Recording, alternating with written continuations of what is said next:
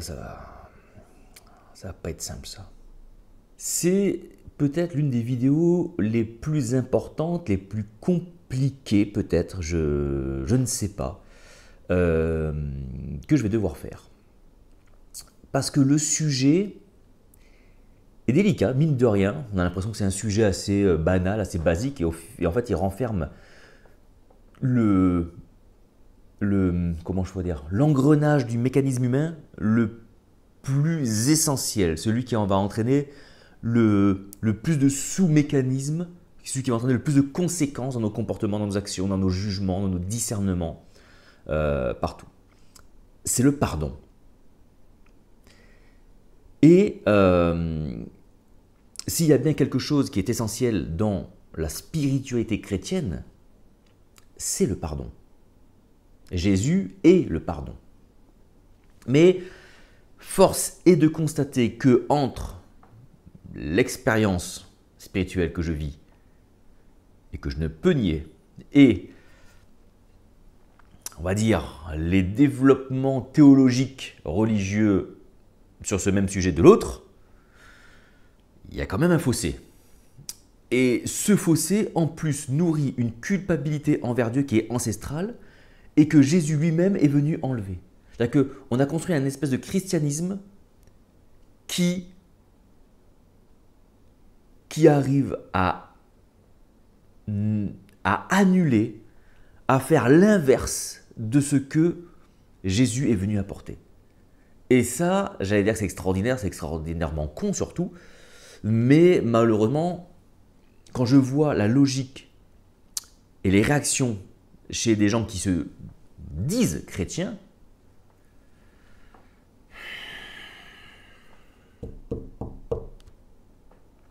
et là attention, parce que là il va falloir faire un saut du raisonnement humain que je critique pas, qui est ce qu'il est, hein, c'est pas, voilà, c'est comme ça, et ce qui pour moi est une réalité des principes divins.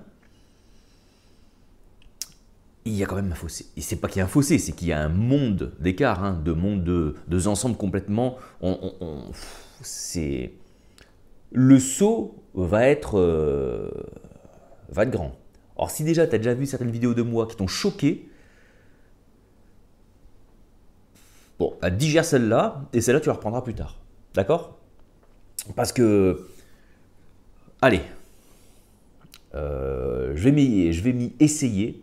Sachant qu'encore une fois, moi, tu sais, hein, j'ai pas de script, c'est peut-être une erreur d'ailleurs, peut-être que je devrais scripter un peu mes vidéos pour les rendre plus fluides, pour aller plus à l'essentiel, pour cerner plus rapidement les sujets abordés. Mais je préfère le faire comme ça au feeling.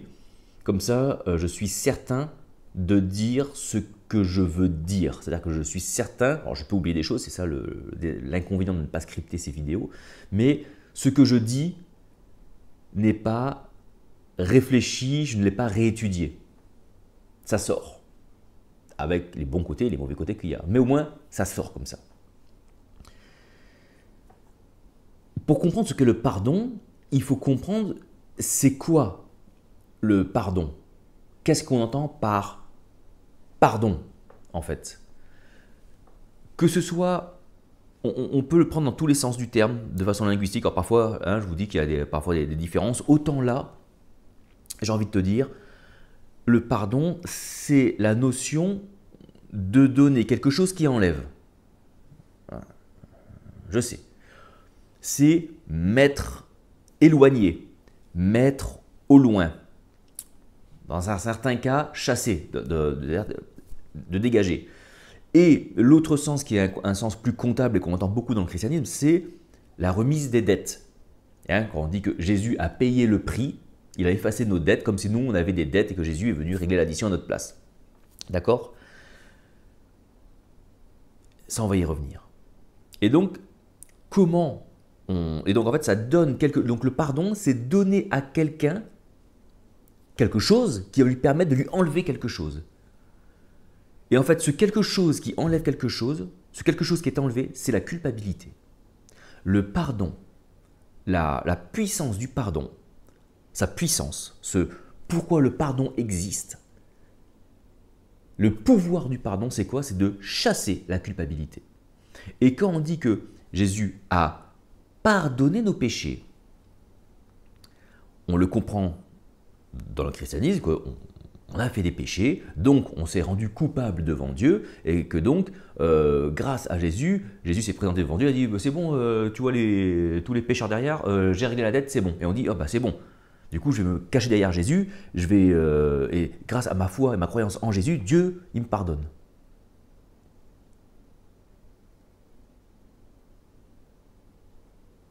Non. Dieu, et ça je l'ai déjà dit dans d'autres vidéos, Dieu ne pardonne pas parce qu'il ne nous en veut d'absolument rien. D'accord? Jésus s'inscrit, il y a toujours une lecture spirituelle, une lecture temporelle des choses. Jésus est le Messie d'Israël, un peuple qui vit dans la culpabilité vis-à-vis de Dieu et qui a instauré, à travers des prophètes, à travers des rites qui ont été ensuite développés, à tort ou à raison, on s'en fout, des rituels permettant aux croyants, au peuple d'Israël, de se décharger de sa culpabilité. Et qu'est-ce qui fait quand on se décharge de sa culpabilité? On revient vers la personne. Quand on se sent coupable vis-à-vis d'une personne, on n'ose pas aller vers elle. Mais lorsqu'on nous enlève cette culpabilité, on revient vers elle. On nous enlève ce truc qui nous séparait de la personne. D'accord? Et donc vous aviez, on va dire, Israël et Dieu. Et Israël, de par sa culpabilité, s'éloignait de Dieu. Et Dieu, mettant en place via les prophètes, il a inspiré des personnes, il a inspiré des prophètes, en disant on va mettre en place des systèmes très matériels, comme l'homme vit là dans la matière, il n'a pas un niveau de conscience assez élevé, on va agir dans la matière, à son niveau à lui, en faisant des rituels qui vont lui enlever sa culpabilité, et de cette façon-là, je me mets à la place de Dieu, excusez-moi du peu, le peuple d'Israël reviendra vers moi, il ne se séparera pas éternellement de moi, grâce à ces rituels. Je vais leur enlever leur culpabilité par des rituels très matériels, parce que c'est que comme ça qu'ils comprennent les choses, et grâce à ça, ils vont rester avec moi. D'accord? Mais ça, c'était que du temporaire. Et Jésus, ce qu'il explique à Israël, c'est qu'il va être le pardon ultime. Et donc, il va chasser, il va payer la dette, il va pardonner nos péchés, il va racheter nos... Voilà, toi, toutes ces phrases, tous ces slogans un peu que l'on met dessus, hein, en fait, qu'est-ce qu'il fait? C'est-à-dire que si tu saisis l'enseignement de Jésus, tu saisis qu'en fait, qu'est-ce qu'il a fait? Il vient te... Si tu saisis l'enseignement de Jésus, que ce soit son enseignement verbal et son enseignement, on va dire, comment je pourrais dire ça, rituel symbolique par la mort, à la croix et la résurrection, alors tu saisis que, c'est pas qu'il a pardonné tes péchés aux yeux de Dieu, il a pardonné tes péchés aux yeux de toi. En fait, c'est toi qui te sens pardonné et qui peut aller vers Dieu. Est-ce que tu vois la différence? On n'a pas mis le pardon du côté de Dieu pour qu'il nous regarde. C'est le pardon que nous, on se donne pour de nouveau pouvoir regarder Dieu. C'est l'inverse. Et quand tu as compris ça, mais ça change radicalement toute ta spiritualité. Ça change toute ta compréhension de Dieu. Ça change complètement toute ta compréhension du ministère de Jésus, de la croix. Il n'est pas mort, quand on dit qu'il est mort pour nos péchés, et donc pour le pardon de nos péchés, pour le rachat de nos péchés, c'est pas pour que Dieu soit tranquille enfin avec nous et qu'il nous voit comme des gens, on dit du coup Dieu nous voit un peu comme Jésus, donc du coup c'est bon, il nous a pardonné, c'est bon. Donc il faut bien rester derrière Jésus, hein, on se met dans la team Jésus, comme ça Dieu nous voit à travers Jésus et c'est bon. Hein, c'est ça le christianisme, pour beaucoup. Non. En fait, il nous a racheté nos péchés pour que nous se sentons pardonnés, que nous puissions retrouver Dieu, que nous puissions retourner à Dieu librement, sans culpabilité. C'est ça le truc. C'est ça le truc. Alors je sais, il y a Jean-Kévin des ADD de Poissy qui me dit oui, mais du coup, quand les apôtres lui demandent comment on doit prier, il dit bien pardonne-nous comme nous pardonnons aussi à ceux qui nous ont offensés. Pardonne-nous nos offenses comme nous pardonnons aussi à ceux qui nous ont offensés. Et donc on va te dire, bah voilà, tu vois, même Jésus il dit qu'il faut demander pardon à Dieu. Je ne vais pas me dérober, je vais t'expliquer.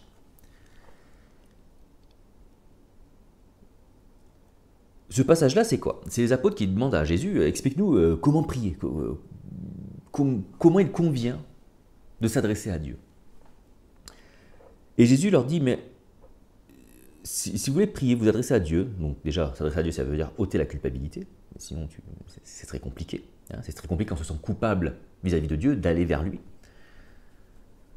Eh bien, pour moi, ce qu'on va appeler le Notre Père, ça peut être comme un mantra, mais pas un mantra à destination de Dieu.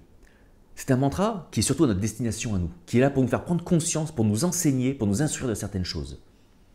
Par exemple, que ta volonté soit faite sur la terre comme elle est au ciel, qu'est-ce que Dieu en a à foutre qu'on le lui dise? Il le sait, il le fait. Bon, d'accord? C'est pas moi qui vais le lui dire qu'il faut faire comme ça. Il va dire, bah, je sais ta gueule, tu vois, je suis Dieu, tu ne vas pas me dire ce que j'ai à faire. Donc ça n'a pas vraiment de sens. Pardonne-nous nos offenses comme nous pardonnons aussi à ceux qui nous ont offensés, mais tu ne vas pas donner des ordres à Dieu. Il dit, mais je fais bien ce que je veux puisque je suis l'autorité suprême. Je suis la seule autorité. C'est même pas l'autorité suprême puisqu'il est la seule autorité. En théorie, mais c'est bon, je ne vais pas faire la vidéo là-dessus aussi. D'accord? Donc, pour moi, le Notre Père, c'est une prière qui s'adresse à nous pour nous nourrir, pour nous nourrir intérieurement. C'est un peu comme un mantra, si tu veux. Donc, tu vois, autant avant je disais, ouais, répéter Notre Père, c'est complètement stupide. Autant je dis, non, non. En fait, on peut le répéter si on saisit que c'est pour nous et pas pour Dieu. Prier, c'est s'abandonner. Prier, enfin, c'est s'abandonner, oui. Prier, c'est littéralement slota, prier, chasser, aller capturer, aller saisir, aller prendre, par la pratique de l'abandon. D'accord? C'est-à-dire on lâche le côté matériel, on lâche le sensoriel pour être capable d'avoir les mains libres, c'est une métaphore, et de pouvoir saisir, capturer le divin en nous. D'accord? Et donc, pour moi, le Notre Père est un mantra. C'est un mantra chrétien qui est pour nous, qui est là pour nous instruire, pour nous faire prendre conscience de certaines choses. Pardonne-nous, comme nous pardonnons aux autres. Aux autres, c'est pas facile à dire. Autrement dit, je prends conscience que si je ne pardonne pas aux autres, Dieu ne me pardonne pas. Mais c'est pas qu'il ne me pardonne pas, c'est que je n'aurai pas, moi, un Dieu qui me pardonne. Parce que le problème qui s'est passé, qu'est-ce que l'on a fait? Ça sera dans mon prochain livre. Oui, je sais, j'en parle, et il va sortir un jour. À un moment donné, je vais le sortir. Je fais des petits teasers comme ça. C'est qu'on a, je vais utiliser un mot extrêmement compliqué, que je ne sais même pas s'il existe, je ne sais même pas si je vais le prononcer correctement du premier coup. On a anthropomorphisé Dieu. C'est-à-dire qu'on a attribué à Dieu des attributs. On a attribué à Dieu des attributs. On a donné à Dieu des attributs humains. Comme notre seule façon, comme nos seuls repères, nos seuls référentiels, ce sont nos congénères, l'homme, l'humain, n'a pu s'empêcher que d'approprier ces mêmes raisonnements à Dieu. Mais qui, lui, c'est le chef. Mais il réagirait comme nous. Et donc forcément, si nous, on n'est pas capable de pardonner, alors Dieu ne nous pardonne pas. Parce qu'en fait, on se dit que Dieu, il est un peu comme nous, entre guillemets. Plus fort, plus costaud, plus balèze, mais qu'il a un petit peu les mêmes réactions que nous. Donc, pardonne-nous comme nous pardonnons aussi à ceux qui nous ont offensés. Si je ne suis pas apte, si je ne suis pas capable de pardonner aux autres, je vais vivre avec un Dieu qui ne me pardonne pas. Alors que si je suis capable de pardonner aux autres, alors je vais vivre avec un Dieu qui me pardonne.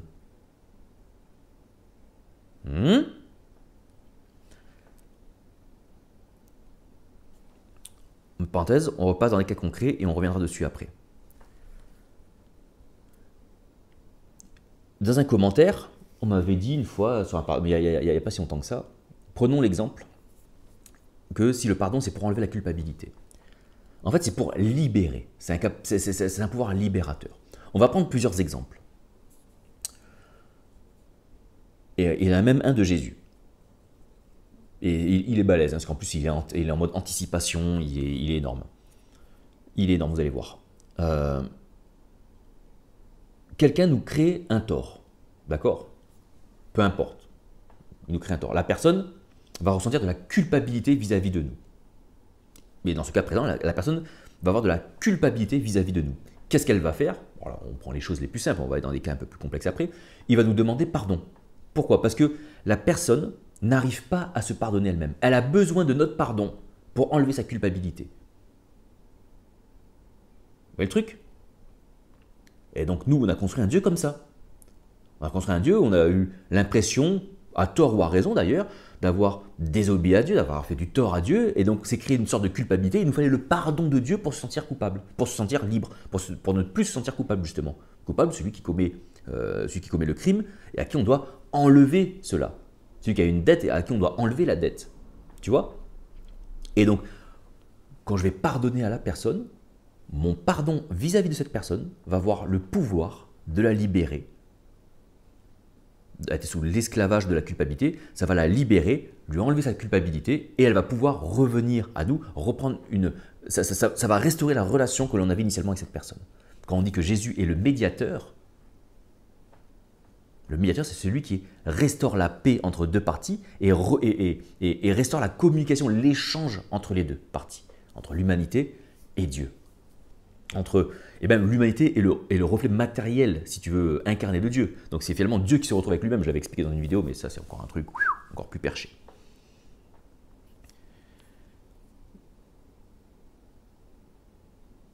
Tu as des personnes, alors l'exemple que je vais donner, ça peut être le tien aussi, tu as causé du tort à une personne et tu as remarqué que parfois, tu as besoin du pardon de l'autre pour aller mieux, pour enlever cette culpabilité, d'accord?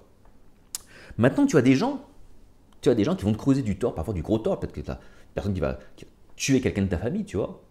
Tu as des choses qui existent dans la vie, hein, dans la vie de tous les jours. Un attentat terroriste, un fou qui tue des gens, un criminel, enfin bref, voilà, il y a plein d'exemples.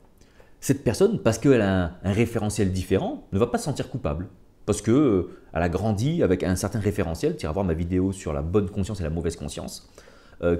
Son référentiel humain, l'éducation qu'elle a eue, les expériences de vie qu'elle a eues, fait que elle va pas avoir l'impression d'avoir fait quelque chose de mal. Et donc le mal, c'est ce qui est distendu du bien. Donc comme elle ne va pas avoir l'impression d'être sur la mauvaise voie, il n'y a pas de culpabilité. Elle n'a pas l'impression d'avoir causé du tort, finalement. Elle s'en fout de ça, tu vois. Et donc, elle ne va pas avoir de culpabilité. Et donc, tu vas me dire, du coup, le pardon, il sert à quoi, là, du coup, là? Parce que la personne ne se sent pas coupable. Elle n'a pas de culpabilité, donc je n'ai pas à lui pardonner, puisqu'elle ne ressent pas de culpabilité. Mais c'est qui, là, qui est emprisonné? C'est toi. Toi, tu es emprisonné non pas par la culpabilité, mais par un sentiment de vengeance, un sentiment d'injustice. Et donc tu as une espèce de boulet d'autorité qui vient se mettre sur toi, de ressentiment qui va commencer à se nourrir, à se créer, à grandir si on l'alimente en plus, si on le rumine. Et donc du coup, là, qu'est-ce qu'il va falloir pardonner? C'est la situation, c'est l'acte. Que la personne ne veuille pas être pardonnée parce qu'elle ne se sent pas coupable, c'est une chose. Toi, par contre, tu vis mal. Et donc, c'est toi qui vas avoir besoin d'un pardon. C'est toi qui vas devoir avoir de pardonner. De ne pas pardonner la personne, puisque la personne, elle, ne se sent pas coupable, donc ça, on s'en fout. Mais de pardonner l'acte. De pardonner l'acte. Pour toi déjà te libérer, parce que tu es aussi dans un processus humain qui appelle la vengeance. Et donc, le fait de pouvoir pardonner, de remettre, d'effacer cette chose-là, de ce qui vient de se passer. Tu revis. Tu ne vis plus sous cette coupe. D'accord? Comment on fait? Laisse la vidéo avancer. Par exemple, on a l'excellentissime exemple du « pardonne-leur, ils ne savent pas ce qu'ils font ». Les Romains, ils sont là, ils mettent des coups de lance, ils clouent Jésus, ils mettent des coups de lance pour voir s'il est mort ou pas et tout. Et Jésus, il s'exprime donc. Ça a été rapporté, donc il parle publiquement, il parle, donc il se fait entendre, donc les gens entendent ce qu'ils disent. Pardonne-leur, ils ne savent pas ce qu'ils font. Et là, les mecs vont dire, pardonne-leur de quoi? Pardonne-leur de quoi? Tu vois, moi je suis un Romain, je dis, pardon, j'ai pas, tu vois, j'ai pas besoin de ton pardon, moi je me sens pas coupable. Tu vois? Mais qu'est-ce qui se passe après? Qu'est-ce qui se passe après quand on nous raconte cette scène? Jésus meurt, hein, il y a un tremblement de terre, le ciel s'ouvre, et là ils disent, oh, waouh, c'était réellement le Fils de Dieu. Et là, la culpabilité vient. Jésus a transmis, leur a donné un pardon avant. Il a anticipé leur culpabilité pour qu'ils ne vivent pas dans cette culpabilité. Jésus a certainement sauvé la vie psychologique, voire la vie tout court, de ces Romains-là. Chose qui n'a pas été faite avec Judas. Et Judas, pourquoi il va se tuer? C'est la culpabilité qui le tue. Rongé par la culpabilité. Est-ce que Jésus lui en voulait? Non, parce qu'il aurait pu lui empêcher de le faire. Il aurait pu lui dire, tu vois, je suis persuadé qu'il serait revenu à Jésus. Jésus lui aurait dit, tu as fait ce que tu avais à faire. Et puis tu as accompli la volonté messianique. C'est ce qu'il fallait. Good game, il lui aurait dit même, tu vois. Judas s'est pas pendu parce que Jésus l'a condamné, il s'est pendu parce que lui, il s'est condamné lui-même, en fait. C'est lui qui avait besoin il avait besoin d'entendre un pardon. Il aurait dû venir le quémander, le réclamer, il lui aurait été donné ce pardon.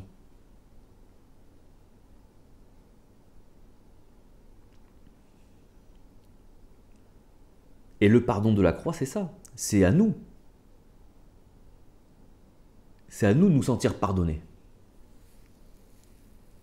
Et donc, comment on pardonne dans ces cas comme ça? Comment il nous est possible de vivre comme ça? C'est-à-dire d'avoir ce don, cette capacité de pardonner, de enlever les dettes aux gens, de leur enlever des choses qu'ils nous ont fait, des remarques, des actes, parfois futiles, parfois beaucoup plus graves. À moi, la vengeance. Ça, c'est Dieu qui dit ça. Autrement dit, l'homme ne doit pas vivre dans la vengeance. Je sais que dans certains cas, ça peut être très compliqué à entendre et à mettre en pratique, parce qu'on se dit, oui, mais c'est pas juste. Si je veux être juste, il faut que je rétablisse. Il faut que je rétablisse l'équilibre. Il faut que je restaure la situation d'avant. Donc, on a tué telle personne, ben moi, je vais aller en face tuer aussi cette personne. Comme ça, on rééquilibre le truc et justice est faite. C'est pour ça que je vous dis que la justice de Dieu, ce n'est pas ça. On attribue, là encore, la justice humaine. On a attribué ce concept de justice humaine, de vengeance, à Dieu. Et du coup, on vit avec un Dieu comme ça. Qui, ben oui, t'as fait ça, donc on va te prendre ça, etc. etc. Et en fait, on parle de justice, qu'il est juste de faire ça pour Dieu, il rééquilibre les choses.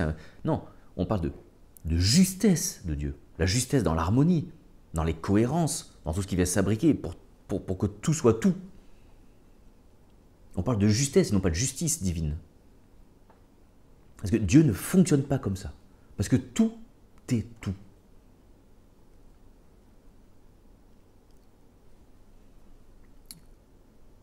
Le meilleur moyen d'être capable de pardonner les choses les plus ignobles, il y a deux choses qui le permettent. Intellectuellement, le déterminisme. Une fois que tu conçois le déterminisme, tu comprends que ce sont l'expérience de vie des gens qui les amènent à commettre des choses horribles. Soit qui va les rendre se sentir coupables, et là on a la capacité nous de pardonner. Encore il faut être capable de le faire, de pardonner la personne pour qu'elle soit plus coupable, ou de pardonner l'acte pour que nous ne vivions pas sous une certaine, peut-être même culpabilité vis-à-vis de nous-mêmes, mais sous ce sentiment de vengeance, de rancœur que l'on nourrit. Parce que si l'on manifeste, l'on incarne cela, de la rancœur, cette rancœur-là va nous précipiter dans un acte qui va nourrir encore de la rancœur chez l'autre, etc., etc., etc. On a l'exemple avec Jésus, quand, je crois que c'est Matthieu qui sort son épée, il dit non, s'il commence à faire ça, c'est fini, la violence appelle la violence et ça n'arrêtera jamais. Et ça n'arrêtera jamais. La paix, c'est-à-dire que remettre toutes les relations pour que tout redevienne au tout. Et ensuite, le meilleur moyen de pardonner, c'est-à-dire que ce n'est pas nous, avec nos propres capacités, qui pardonnons, c'est toujours Dieu en nous, donc le Christ, qui pardonne. Et c'est là la lecture spirituelle aussi de la croix, c'est-à-dire que Jésus nous montre que lorsque l'on meurt à nous-mêmes, que l'on devient le Christ c'est l'homme qui incarne Dieu, et ça c'est toute l'humanité peut le faire, hein, on a cette capacité de pardon. Pourquoi? Parce que lorsque l'on est le Christ, lorsque l'on incarne le divin, alors on a la connaissance du tout.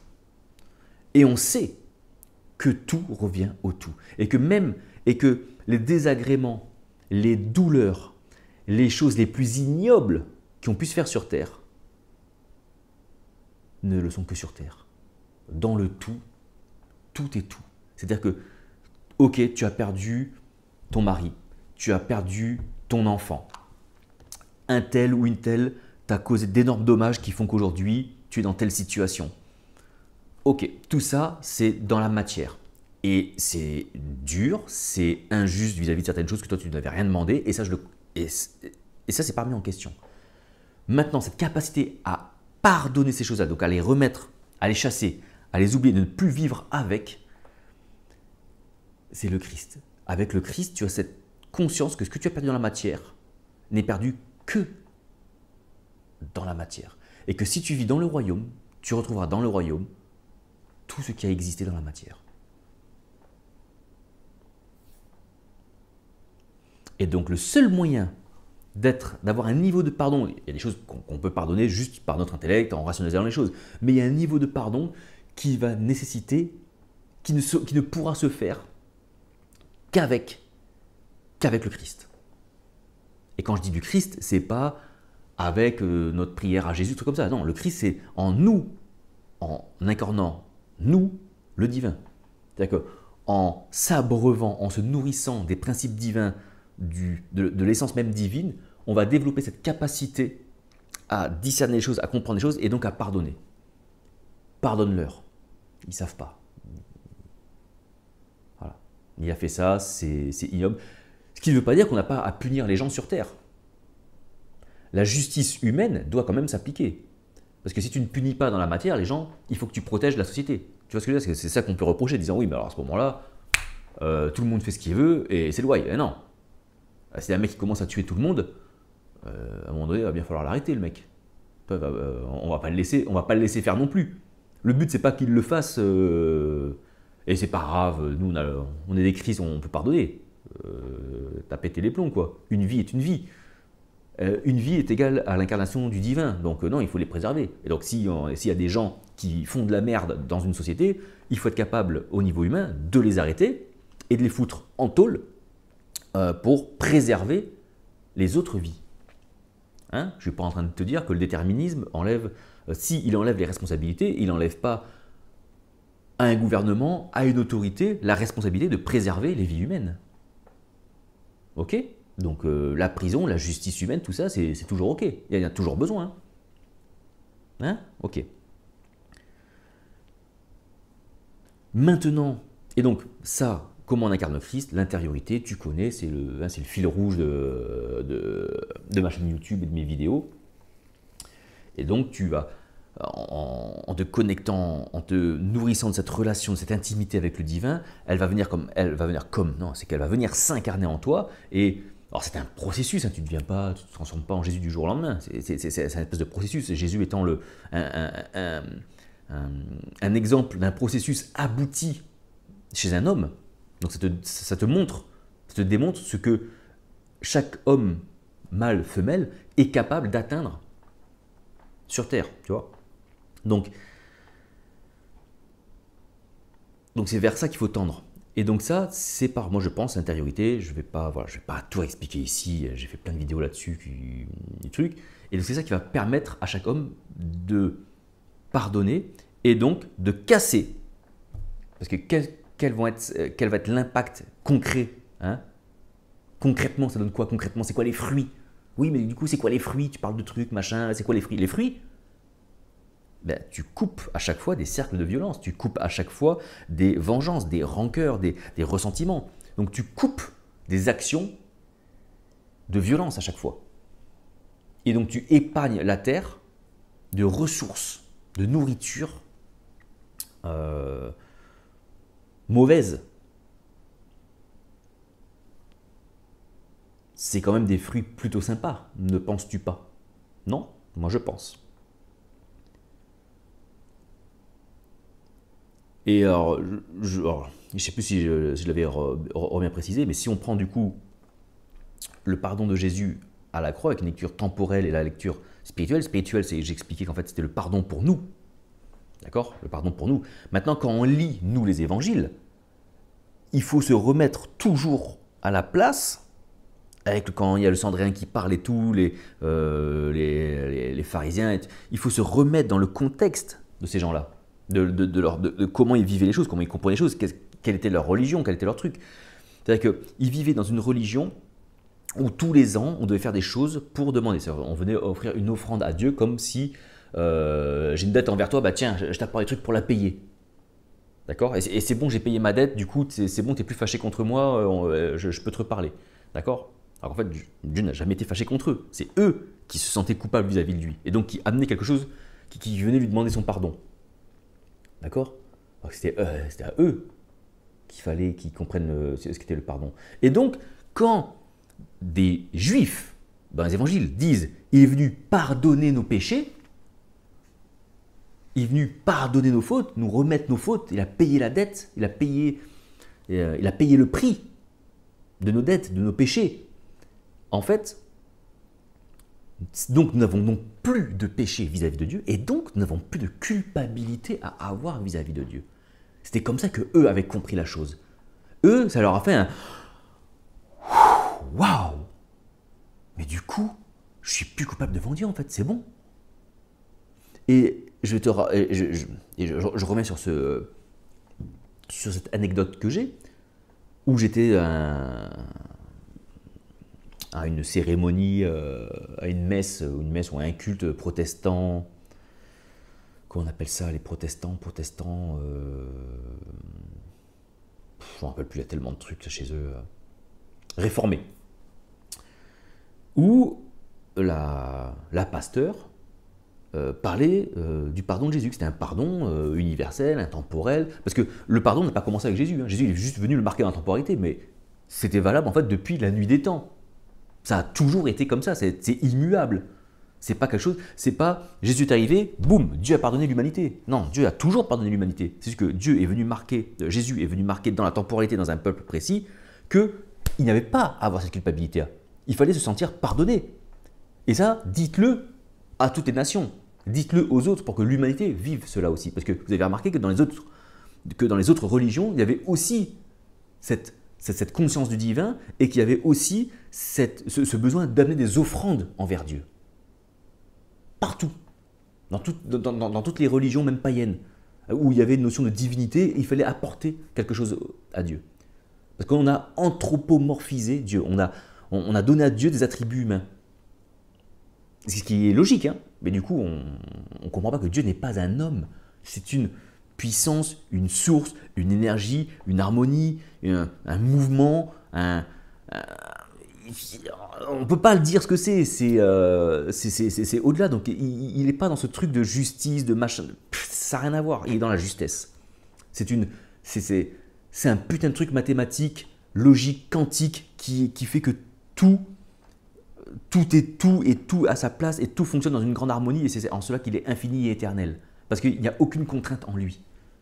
C'est nous qui créons des contraintes en l'oubliant. On a juste à y revenir, c'est tout. Et pour y revenir, il ne faut pas de culpabilité, sinon on n'y revient pas. Et donc il faut enlever cette culpabilité pour que nous revenons à cela.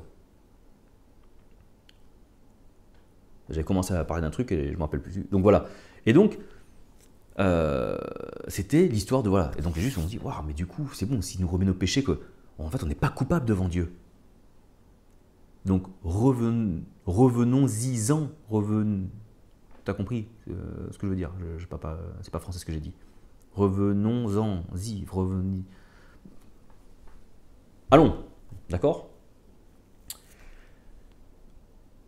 Pour moi, c'est ça le pardon.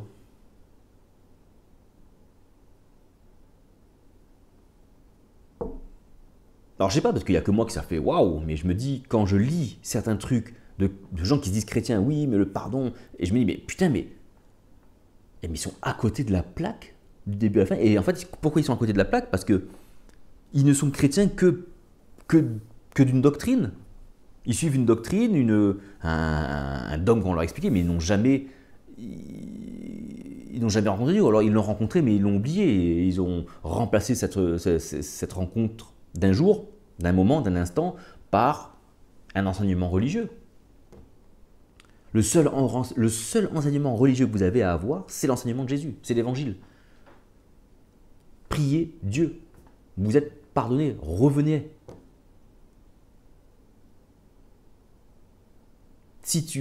Et c'est ça qu'il dit quand il dit pardonne-nous nos fautes comme nous pardonnons. En fait, c'est bien nous faire prendre conscience qu'en fait, si on n'est pas capable de pardonner aux autres, alors forcément, on va vivre avec un Dieu qui ne pardonne pas. Et en fait, c'est un cercle vicieux le truc. Alors que si on est capable de pardonner aux autres, alors on va vivre avec un Dieu qui nous pardonne. Parce que notre vision de Dieu va changer. Et donc du coup, on aura un Dieu qui a pardonné, qui n'a pas pardonné, mais c'est pas qu'on aura un Dieu qui nous a pardonné, c'est qu'on aura compris qu'on a un Dieu qui ne nous en a jamais voulu. Et on se sentira comme pardonné. Tu vois la subtilité? Tu vois la nuance, la subtilité? Et le Notre Père est un mantra. Et on peut le répéter. Alors qu'avant, quand j'étais évangélique, je dis non, mais Notre Père, ça sert à rien de le répéter, comme des abrutis catholiques qui le répètent. En fait, non, c'est eux qui ont raison. Enfin, qui ont raison. Si tu comprends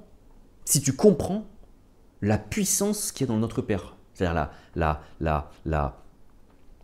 l'enseignement profond qui est pour nous là-dedans. C'est pas, le Notre Père n'est pas un truc, un message à envoyer à Dieu. Il connaît le truc, il n'a pas besoin, il s'en fout. Ah mais je te le dis, on s'est vu hier par téléphone, il m'a expliqué, voilà.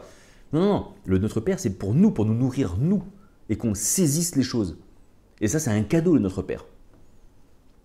Et ça, c'est un truc qu'on peut effectivement méditer dans le sens se le répéter dans l'intériorité. Et peut-être que je ferai une vidéo. Peut-être que je vais peut-être créer, inventer. Tu sais, quand je vous disais, quand on fait de l'intériorité, on peut utiliser des mantras. Alors je sais, mantra, c'est un terme oriental, ça fait New Age, du coup l'intériorité, c'est un truc, ta gueule, c'est bon, ça va saouler.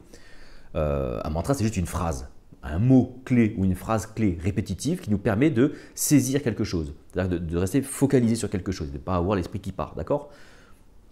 Les catholiques, dans l'oraison, ils ont la prière de Jésus, d'accord? Dans les icasmes orthodoxes, il y a le Kyrie eleison. Bon, pardonne-moi l'accent et la prononciation, tu vois? Jésus, aie pitié de nous, tu vois? C'est toutes ces choses-là. Bon, on est d'accord avec ça ou pas, c'est des slogans ou pas des slogans, mais peu importe, c'est un moyen.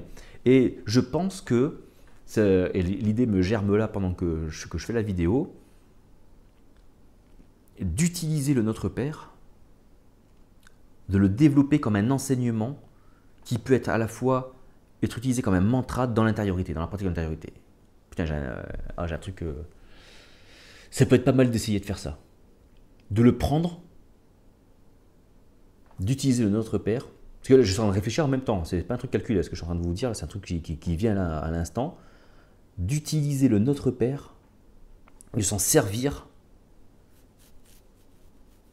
comme mantra, peut-être le retraduire, pas le retraduire pour lui faire dire ce qu'il ne faudrait pas dire, mais pour le rendre plus compréhensible, parce que le Notre Père est donné à des Juifs avec une compréhension, donc il faudrait peut-être le remettre avec la même chose qu'il veut dire. Tu as compris ce que je veux dire? Sans le dévoyer, sans le détourner, mais juste l'adapter là à un francophone du monde occidental en 2024. Tu vois ce que je veux dire? Pour que les mêmes mots,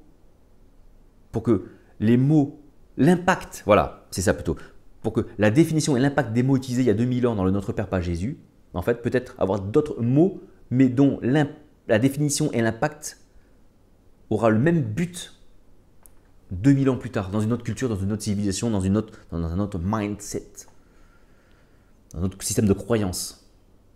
Et ça peut être un truc énorme, énormissime peut-être, ou peut-être pas, peut-être que c'est. Mais non, je pense que non, ça c'est un truc à faire. C'était donné. Et donc tu vois, aujourd'hui, quand je dis ben ouais, les catholiques ils ont raison. Après, il faut voir comment tu... Après, si c'est juste le répéter pour le répéter, ça sert à rien non plus, j'ai envie de te dire, tu vois. Si c'est juste le répéter en disant, bah, parce que je répète notre Père, du coup, je m'adresse à eux, on s'en fout de ça, c'est... Non, c'est... Et ça, c'est pourri aussi. Il faut saisir ce qu'il y a dans le Notre Père pour nous enseigner, et enlever cette anthropomorphisation du premier coup. Je ne sais pas si ça existe comme mot, mais du premier coup, ce qui n'est pas facile à dire, de Dieu. Qu'on arrête de voir Dieu comme un humain juste plus balèze que nous, mais qui aurait les mêmes concepts de pardon, de justice, de vengeance, de ah, moi la vengeance, je suis le Dieu vengeur. Pff, non, non, c'est nul. C'est nous qui avons attribué ça, qui avons mis on a mis nos propres sentiments, nos propres ressentis, nos propres rancœurs sur Dieu. En disant, bah ouais, ben, du coup, on fera comme ça.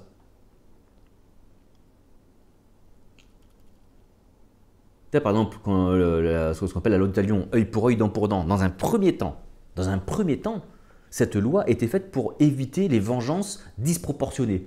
Je t'ai volé une poule, tu m'as volé une poule, du coup, je tue tes gosses, je vole ta femme, je brûle ta maison. Tu vois, on dit calme-toi. Bon, t'es énervé, on comprend. Il t'a juste volé une poule, le mec, d'accord. T'es pas obligé de brûler t'es pas obligé de tuer ses gosses, brûler sa baraque et violer sa femme, tu vois. Vole-lui juste une poule, tu vois. Œil pour œil, dent pour dent. Et Jésus, qu'est-ce qu'il dit? On vous a dit œil pour œil, dent pour dent, et moi je vous dis que.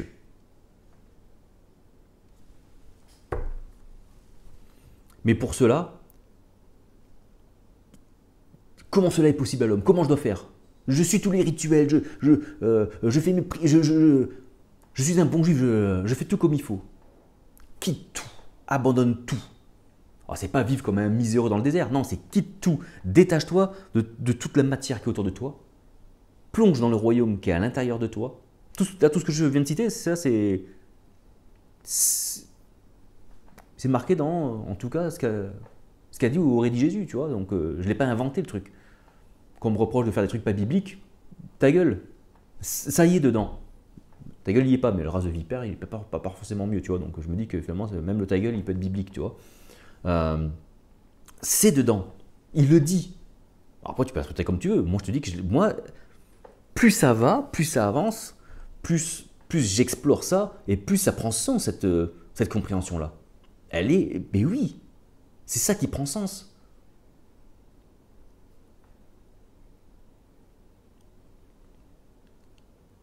Sur ce, je vous remercie pour votre attention et on se dit à bientôt pour un prochain partage, pour une prochaine vidéo. Ciao, ciao.